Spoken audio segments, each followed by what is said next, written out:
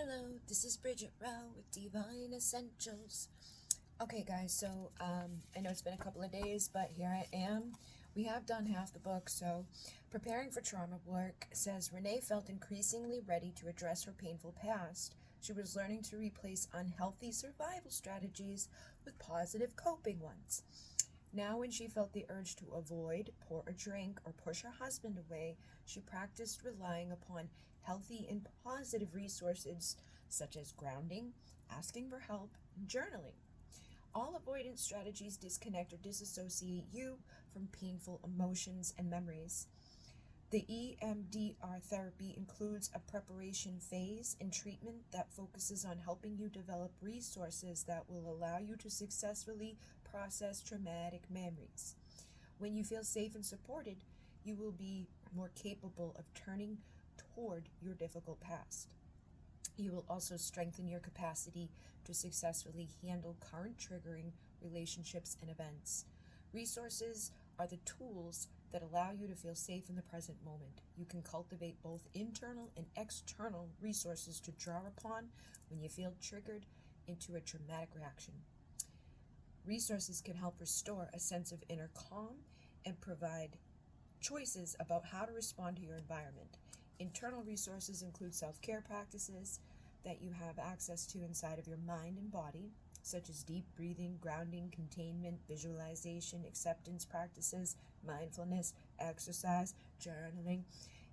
External resources are the tools that you call upon from your community and environment. These come in the form of reaching out to a therapist, talking to a friend you can trust, spending time in nature, and creating a calm, predictable living space. While you will find a wide range of internal and external resources throughout this workbook, the following resources are particularly valuable in the early treatment of complex PTSD. So, creating a healing space. In the previous chapters, you learned to develop an imagined safe place. To build on that, you can enhance your capacity to feel safe by developing an outer real environment that reflects a peaceful and calm feeling. It can be difficult to find inner peace when the actual space around you is cluttered and chaotic. So it's funny because last night I ended up feeling so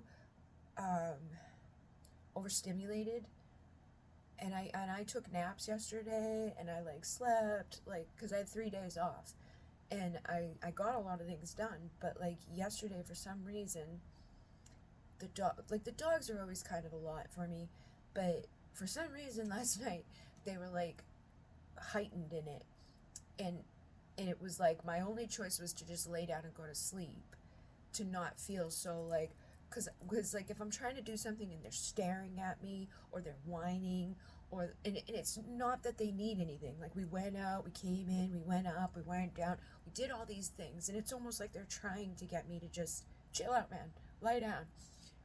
I had no choice. I had to lay down. And then I fell asleep, but I listened to meditations. And then I woke up at 3 in the morning, and it was now 3 in the morning, so I just went back to sleep. I can't even believe I slept that much, but obviously needed it. But anyways, it can be hard. So right now, my dad is now sleeping in that room down there. He's sleeping on a little bed. It's not his bed, so we gotta get his bed up out of there, but it's very heavy. And it's probably going to take 3 people to get it out of there because it's really heavy. It's one of those medical beds too that moves and shit, so we need to get his bed out of there so that I can set up that room down there to be a peaceful environment, so that when they are acting weird and I still want to do something, I can still do something in my own home without them being staring at me or making my life feel why are you doing this to me? So yeah, finding that, and you may not have the luxury of a whole room.